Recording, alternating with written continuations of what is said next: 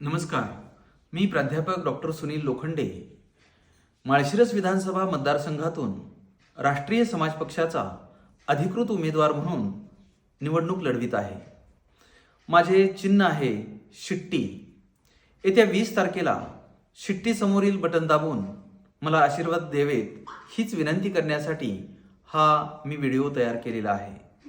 वास्तविक पाहता जर आपण हे दोन्ही पक्ष मोठे जर पाहिले तर त्यांची जर वाटचाल पाहिली तर सत्तेतून पैसा आणि पैशातून सत्ता अशा प्रकारचा विचार आणि अशा प्रकारची वाटचाल त्यांची चाललेली दिसते.